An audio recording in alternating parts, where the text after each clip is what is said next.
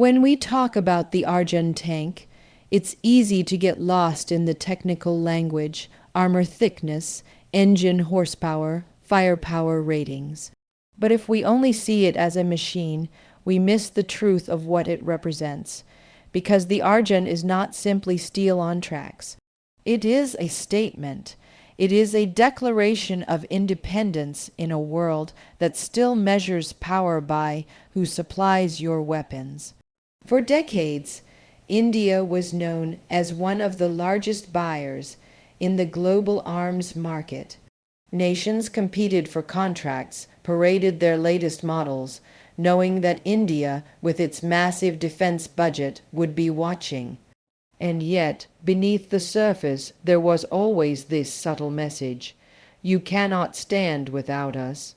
That quiet implication that India would forever be dependent on someone else's designs, someone else's technology, someone else's permission to defend itself. But the Arjun changes that story. It is not perfect. It has been critiqued, debated, delayed, redesigned. Yet in the very process of its creation lies the real power. Because the Arjun is born of India's own hands, it carries the fingerprints of Indian scientists, Indian engineers, Indian test crews who poured years of labor into something the world told them could not be done. And every time it rolls out onto the battlefield, it carries more than soldiers. It carries the weight of a nation declaring, "We are capable, we are creative, we are not confined by your expectations." The world fears the Arjun not just because of what it can do in combat, but because of what it represents in psychology. Power shifts don't happen the moment a tank fires a shell. They happen the moment a people realize they can rely on themselves. Independence in defense technology is one of the purest forms of sovereignty because it strips away the leverage of external dependence. And once that truth is out, you cannot put it back in the box. The Arjun is a mirror India holds up to the world saying, "We are no longer your client, we are your competitor." Think about what that does to the established order. For decades, the world's military giants thrived not only by designing their own weapons, but by selling them, by locking nations into webs of contracts and maintenance cycles that guaranteed dependence. To see India step into that arena with its own indigenous tank is not just unsettling, it's threatening. Because every time the Arjun proves itself, it chips away at the myth that only a few nations are capable of innovation at the highest level. But beyond the geopolitics, there is something deeply human here. This is about pride. It's about the psychology of a people who, for centuries, were told to look outward for validation, suddenly looking inward and realizing that their minds, their skills, their determination were enough. The Arjun embodies that shift, and that is why it sparks quiet fear, not because of the thickness of its armor, but because of the thickness of its resolve. See, when a nation builds something with its own hands, it doesn't just gain a machine, it gains a mindset. And mindsets cannot be sanctioned, cannot be imported, cannot be denied. That is what the world feels when they see the Arjun. They feel the inevitability of a nation stepping into its own power, unafraid to say, "We no longer need to borrow your strength because we've discovered our own." And the truth is, that kind of strength doesn't just shift borders, it shifts destinies. The Arjun is not just a tank. It is India in motion, and that is why the world fears it, even if it will never say it out loud. If the first truth about the Arjun is that it represents India's independence, the second truth is this: it is not independence built on mediocrity. Because too often the world dismisses what comes out of developing nations as good enough for their region, but never good enough to rival the giants. That is the unspoken ceiling imposed by global narratives. But the Arjun doesn't just break that ceiling, it shatters it. This tank is not a symbol alone. It is a marvel of engineering that can stand shoulder to shoulder with the best machines that have rolled off the assembly lines of Russia, America, or Europe. Think about what that means. This is not a hand. Me down. This is not an imitation. This is a tank that integrates advanced composite armor that can withstand hits that would cripple many imported models. It carries a powerful 120 mm rifled gun designed to pierce through threats with precision. It has a computer-assisted fire control system that allows it to track and strike targets even while moving in day or night, across the desert, across the plains. The Arjun's Kanchan armor is not just steel layered with alloys. It is innovation layered with determination. Every bolt, every plate, every line of code embedded in its systems testifies to a vision that says, "We will not only catch up, we will compete." And here is where the fear really sets in. Because the established order thrives on the idea that technology is a hierarchy that some nations create while others consume. But the Arjun tank disrupts that order. It proves that India can create a machine that is not second rate, not a backup option, but a legitimate challenger. It says to the world, your monopoly on excellence is over. And make no mistake, the battlefield is not just terrain. It is perception. If your rival believes your technology can match theirs, the balance shifts before a single shot is fired. The Arjun commands that respect. It has undergone trials, tests, challenges, and it has emerged not as a prototype to be dismissed, but as a contender to be acknowledged. The fear is not in the steel. It is in the silence of acknowledgement. Because to admit that the Arjun is world class is to admit that India has entered the conversation not as a buyer, but as a builder. But beyond the military jargon and the statistics, let's talk about what this means for identity. There is something deeply empowering when a nation creates something that embodies not only functionality, but brilliance. The Arjun is not just capable, it is creative. And creativity at that scale is dangerous to those who prefer the old world order. Because creativity breeds confidence, confidence breeds ambition, and ambition, when coupled with ability, cannot be ignored. The tank itself becomes almost symbolic of a larger reality. If India can engineer this, what else can it engineer? If India can challenge dominance in military design, what prevents it from challenging dominance in technology, in aerospace, in artificial intelligence, in energy? The Arjun becomes a metaphor for potential, and potential is always unsettling to those who depend on your limits for their own security. This is why, when the Arjun rolls out, it is more than a machine. It is a reminder that excellence is not exclusive. And the world, though it may try to downplay it, cannot deny that the presence of such a tank forces a reevaluation of assumptions. The battlefield is shifting, not only in deserts and plains, but in minds and policies. The Arjun is proof that India does not only dream in color, it dreams in steel, in firepower, in precision. It is proof that what the world thought was the ceiling is only the floor, and that is why the silence around it is not dismissal, it is discomfort. Because when you see the Arjun, you realize India is not catching up, India is setting the pace. If the Arjun begins as a declaration of independence and grows into a technological marvel, then its third truth is this: it does not simply sit in isolation.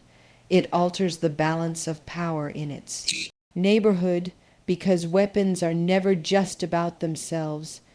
They are about the psychological weight they carry across borders. The Arjun doesn't just exist in India's arsenal, it exists in the minds of those who watch from the other side. South Asia has always been a theater of tension, a chessboard where every move is scrutinized, where every advancement triggers calculation and recalculation. In such a landscape, the arrival of a machine like the Arjun is not a neutral development. It forces a shift in the equation. For decades, India's rivals leaned on imported tanks as their trump card, as their reassurance that they could keep pace, that they had access to the world's best. But the presence of the Arjun changes that, because suddenly the conversation isn't about imports anymore. It's about indigenous strength versus dependency. It's about vision versus reliance. And that is not a comparison most rivals want to confront. Understand this, deterrence is not built on numbers alone. You could line up regiments, count engines and cannons, parade your hardware. But deterrence is born in perception, the perception that one side holds a decisive edge. And when India fields the Arjun, it is not just fielding a tank. It is fielding a symbol of confidence, of capability, of readiness to stand on equal footing with any challenger. That perception weighs heavily on decision makers across borders because it strips away the comfort of superiority. And let's be clear, this isn't only about India versus one rival. The ripple travels further. Regional alliances pay attention. Global powers who once assumed South Asia would remain locked in a pattern of dependency must now consider that India has the ability to tilt the scale by its own design. The Arjun doesn't only add firepower, it adds unpredictability. It tells the world, the formulas you wrote about South Asia's security balance may no longer hold. And unpredictability is the one element military strategists fear most. But there is a deeper truth underneath this. The Arjun is more than hardware, it's a psychological disruptor. It unsettles not because of its statistics, but because of its meaning. If India can build this, it means the region is no longer a stage where external powers control the script. It means that the game is being rewritten by those once expected to simply play along. And in geopolitics, rewriting the script is more dangerous than firing a shot. Look closely, and you'll see that this is why silence surrounds the Arjun in international discourse. Acknowledging it openly would be admitting that India has redefined the regional balance. So instead, it is brushed aside, mentioned in passing, treated as though it were just another addition. But beneath that dismissal lies unease, because deep down everyone knows balance has shifted, and once balance shifts, it is never easily restored. So when the Arjun rolls across the sands of Rajasthan, or maneuvers in exercises that simulate the realities of conflict, it is not simply a demonstration for India. It is a message to the world. It says that India will not remain bound to a role written by others. It says that the lines on the strategic map are being redrawn, not with ink but with armor, not with rhetoric but with resolve. The Arjun is not just on the battlefield, it is in the imagination of every rival, and once you live in someone's imagination, you don't just alter the balance of power, you own it. If independence was the first truth, if excellence was the second, and if shifting balance was the third, then the fourth truth about the Arjun is perhaps the most unsettling to the world. Because the fear is not only about what India has built for itself, it is about what India might share with others. The fear is not confined to borders. It is about markets, influence, and the quiet power of becoming a supplier instead of a customer. For decades, the great powers of the world maintained their grip, not just by designing their own weapons, but by ensuring others had to buy from them. It wasn't just economics, it was leverage. It was a way of saying, you may have sovereignty in your politics, but in your defense you answer to us.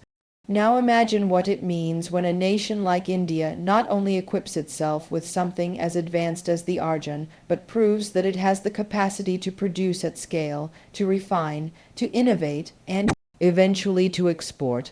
That is the unspoken fear. Because when a country crosses the line from consumer to competitor, it unsettles the entire ecosystem. Suddenly, nations that once signed contracts with Western or Russian suppliers might start looking east, might start seeing India as a viable alternative. And with every sale, every partnership, India would not just be trading machines, it would be trading influence. And influence is the true currency of geopolitics. Weapons create dependency. If you buy from someone, you depend on their spare parts, their maintenance, their upgrades. Your army's strength becomes tied to their goodwill. That is why the Arjun carries weight beyond the battlefield. It hints at a future where India could reshape those dependencies, offering not just tanks but trust, not just hardware but partnership, not just products but a philosophy of independence to others. This is what the world resists admitting, because to admit that the Arjun is successful is to admit that India has stepped into the league of global defense exporters. It is to admit that the monopoly is cracking, that the market is no longer theirs alone, and it is to admit that the old order, where a few supplied and the rest consumed, is no longer sustainable. But let's go deeper for a moment. What is really at stake here is the fear of a new narrative. For centuries, narratives about power were written from a handful of capitals. They told the world who could build and who must buy. The Arjun whispers a new story, that innovation is not the property of a few, but the possibility of many. And once a story like that spreads, it cannot be contained. That is why silence surrounds the Arjun, not because it is unremarkable, but because it is dangerous to the old script. And isn't that the way fear often works? Fear isn't always loud.